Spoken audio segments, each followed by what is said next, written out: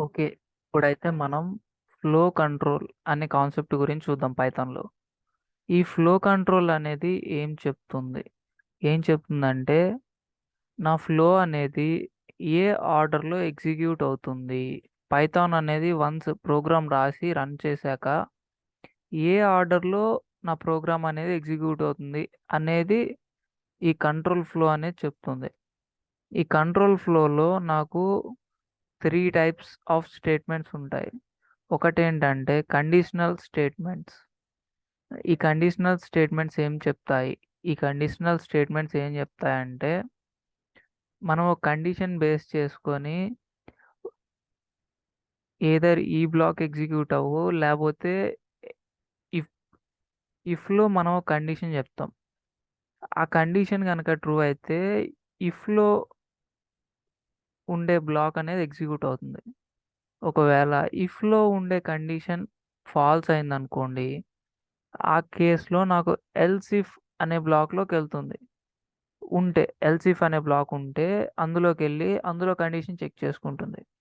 ఆ else if అనే బ్లాక్‌లో కండిషన్ ట్రూ గనక అయితే ఆ ఎల్స్ ఇఫ్ బ్లాక్ అనేది ఎగ్జిక్యూట్ అవుతుంది.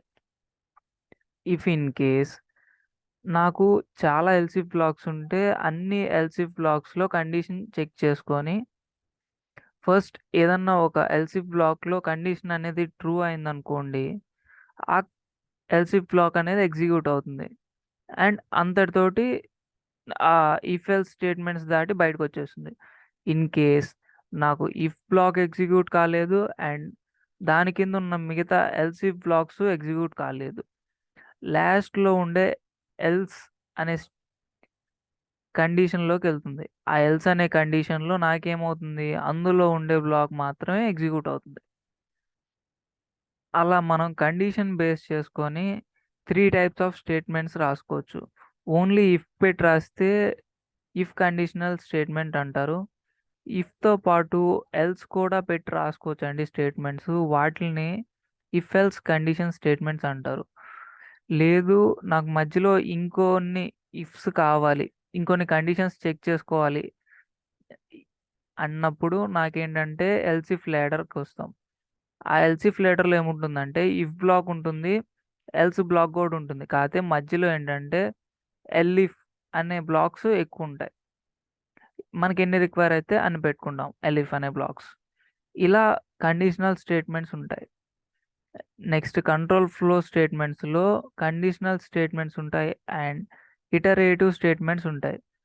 మనం ఒకటే స్టేట్మెంట్‌ని ఒక 1 టైమ్ ఎగ్జిక్యూట్ చేయాలంటే రాసుకుంటాం. 2 టైమ్స్ ఎగ్జిక్యూట్ చేయాలంటే 2 టైమ్స్ రాసుకుంటాం.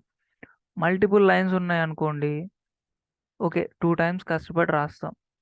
అదే స్టేట్మెంట్‌ని ఒక 100 టైమ్సో, లేతే 1000 టైమ్సో, లేతే 10 టైమ్సో అలా ఎగ్జిక్యూట్ చేయాలంటే, మనం ఒకటే స్టేట్మెంట్‌ని అన్ని సార్లు రాయడం అనేది మనకి టైమ్ వేస్ట్ కదా! సో, అందుకని అది సింప్లిఫై చేయటానికి మనకి ఈ ఇటరేటివ్ స్టేట్మెంట్స్ ఒస్తాయి. సేమ్ స్టేట్మెంట్‌ని మల్టిపుల్ టైమ్స్ రాయకుండా, మనం ఈ లూప్స్ వాడుకొని సేమ్ స్టేట్మెంట్‌ని ఎన్ని సార్లు కావాలంటే అన్ని సార్లు ప్రింట్ చేసేయొచ్చు. ఈ లూప్స్‌లో మనం ఫర్ లూప్‌లో గాని, వైల్ లూప్‌లో గాని కండిషన్ అనేది ప్రొవైడ్ చేసేస్తాం. ఏమని? ఒక 100 టైమ్స్ ఈ లూప్ ఎగ్జిక్యూట్ అవ్వు. అంటే 100 టైమ్స్ నాకు ఏ స్టేట్మెంట్స్ అయితే ఉన్నాయో ఫర్ లూప్‌లో లేతే వైల్ లూప్‌లో ఆ స్టేట్మెంట్స్ అనేవి ప్రింట్ అయిపోతాయి. ఎగ్జిక్యూట్ అయిపోతాయి. ఇలా మనం సేమ్ స్టేట్మెంట్స్‌ని మల్టిపుల్ టైమ్స్ వాడుకోవాలి అనే కేస్‌లో మాత్రం ఈ ఇటరేటివ్ స్టేట్మెంట్స్ అనేది యూజ్ చేసుకుంటాం. బాగా గుర్తుపెట్టుకోండి. ఈ ఇటరేటివ్ స్టేట్మెంట్స్‌లో మనం యూజ్ చేసేది ఫర్ లూప్ ఒకటి, వైల్ లూప్ ఒకటి మోస్ట్‌లీ యూజ్ చేస్తారు. అండ్ మనకి డూ వైల్ అని ఇంకా కొన్నుంటాయి లూప్స్. మోస్ట్‌లీ మనం యూజ్ చేసేదే చెప్పుకుందాము. సో, ఫర్ అండ్ వైల్ అనేది మోస్ట్‌లీ యూజ్ చేస్తారు. ఒకవేళ ఏదన్నా ఒక కండిషన్ కాడ అంటే ఫర్ లూప్ అనేది నేను 100 టైమ్స్ ఎగ్జిక్యూట్ అవ్వాలి అని చెప్పాననుకోండి. దాని లోపల ఫర్ లూప్ లోపల నేను ఒకవేళ 50 టైమ్స్ ఎగ్జిక్యూట్ అయిపోయిన తర్వాత ఆగిపోవాలి అని రాయాలనుకుంటే, ఈ ట్రాన్స్‌ఫర్ స్టేట్మెంట్స్ అనేవి వాడుకుంటాం. ఈ ట్రాన్స్ఫర్ స్టేట్మెంట్స్ అనేవి దేనికి వాడతారంటే ఈ ఇటరేటివ్ స్టేట్మెంట్స్లో ఈ లూప్స్ లోపల నా డే నా ట్రాన్స్ఫర్ని కంట్రోల్ చేసుకోవడానికి నెక్స్ట్ స్టెప్ వర్క్ అవ్వాలా, లూప్లో మళ్ళా అగైన్ ఆ లూప్ అనేది రన్ అవ్వాలా, లేకపోతే ఏమైనా చేంజెస్ జరగాల అనేది ఈ ట్రాన్స్ఫర్ స్టేట్మెంట్స్ చెప్తుంది. బ్రేక్ అనేది ఏం చెప్తుందంటే లూప్లో నుంచి బయటకు వచ్చేసేయి అని చెప్తుంది. వన్స్ బ్రేక్ అనే దాని కాడికి కంపైలర్ ఇంటర్ప్రిటర్ అనేది వెళ్ళిందంటే ఆ లైన్ అనేది బ్రేక్ అనే లైన్ ఎగ్జిక్యూట్ అయిందంటే నాకేమవుతుందంటే అంతటితోటి ఆ లూప్ ఎగ్జిక్యూషన్ ఆగిపోయి బయటకు వచ్చేస్తుంది అనమాట. ఈ కంటిన్యూ అనే స్టేట్మెంట్ దేనికి వాడతారు? ఈ కంటిన్యూ అనే స్టేట్మెంట్ దేనికి వాడతారంటే ఈ ఇప్పుడు దాకా ఎగ్జిక్యూట్ అయిన తర్వాత నెక్స్ట్ మనకి నెక్స్ట్ ఇటరేషన్కి వెళ్ళిపోతుంది అనమాట.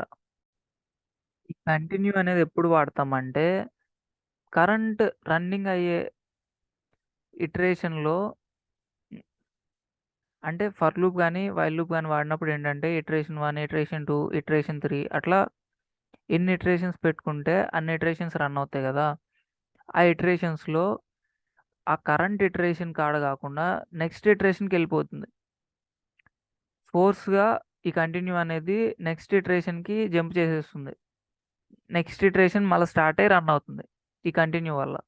బ్రేక్ ఏం చేస్తుందంటే ఆ ఇటరేషన్ తోటి ఆ బాడీ అనేది బ్రేక్ చేసేసి ఆ ఇటరేటివ్ స్టేట్మెంట్లో నుంచి ఏదర్ ఫర్ అయినా కావచ్చు లేకపోతే వైల్ అయినా కావచ్చు అందులో నుంచి బయటకు వచ్చేస్తుంది. ఈ పాస్ అనేది ఏం చేస్తుందంటే ఇప్పుడు వరకు ఎగ్జిక్యూట్ అయినా ఇప్పుడు వరకు ఏమైంది నాకు ఎగ్జిక్యూట్ అయింది చూసారా, ఏం ఎగ్జిక్యూట్ అయింది నా ఇటరేటివ్ స్టేట్మెంట్ ఇప్పుడు దాకా ఎగ్జిక్యూట్ అయింది కదా. ఆ ఎగ్జిక్యూట్ అయిన ఇటరేటివ్ స్టేట్మెంట్లో నుంచి బయటకు వచ్చేసి బాడీలో నాకు మిగతా కోడ్ ఉంటుంది చూసారా, ఆ మిగతా కోడ్ అనేది రన్ చేస్తుంది. ఇంక ఇటరేటివ్ స్టేట్మెంట్లోది రన్ చేయదు ఇక పాస్ అనేది వాడినప్పుడు.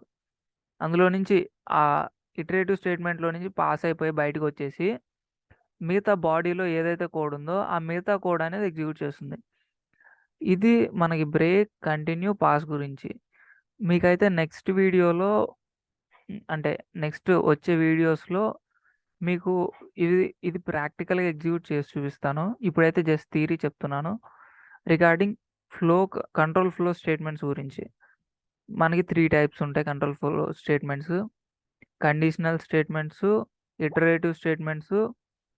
ఆ ఇటరేటివ్ స్టేట్మెంట్స్లో ట్రాన్స్ఫర్ అనేది కంట్రోల్ చేయడానికి ట్రాన్స్ఫర్ స్టేట్మెంట్స్ ఉంటాయి. కండిషనల్ స్టేట్మెంట్స్లో నాకు ఇఫ్ ఉంటుంది, ఇఫ్ ఎల్స్ ఉంటుంది అండ్ ఎల్స్ ఇఫ్ లేడర్ అంటారు. ఈ ఎల్స్ ఇఫ్ లేడర్ అనేది కూడా ఉంటుంది. అండ్ ఇటరేటివ్ స్టేట్మెంట్లో మనకి చాలానే ఉంటాయి, బట్ మనం మోస్ట్లీ యూస్ చేసుకునేది for loop, while loop. And transfer control statements ఏమేంటి అంటే బ్రేక్, కంటిన్యూ, పాస్. ఈ బ్రేక్ ఎందుకు వాడతారంటే అంతటితోటి నా ఇటరేటివ్ లూప్లో నుంచి బయటకు వచ్చేసే అని చెప్పడానికి ఈ బ్రేక్ అనేది వాడతారు. కంటిన్యూ అంటే ఫోర్స్గా ఆ ఇప్పుడు దాకా ఎగ్జిక్యూట్ అయిన ఇటరేషన్ నుంచి నెక్స్ట్ ఇటరేషన్కి జంప్ అయిపో అని చెప్పడానికి వాడతారు. పాస్ అనేది దేనికి వాడతారంటే ఆ ఆ ఇటరేటివ్ లూప్లో నుంచి బయటకు వచ్చేసి నెక్స్ట్ స్టేట్మెంట్ నెక్స్ట్ బాడీలో మిగిలిపోయిన స్టేట్మెంట్ ఉంటుంది చూసారా, మిగిలిపోయిన స్టేట్మెంట్స్, ఆ స్టేట్మెంట్స్ ఎగ్జిక్యూట్ చేయడానికి ఈ పాస్ అనేది వాడతారు. This is about flow control or control flow in Python, control flow statements in Python. Thanks for watching. మీకు ఈ వీడియో నచ్చినట్లయితే please like, share and subscribe. For latest updates please hit the bell icon. మీకు ఏమన్నా doubts వస్తే please comment. I try to rectify your doubts on comments. If needed, I try to make a video on your doubt. Thank you. Thanks for watching again.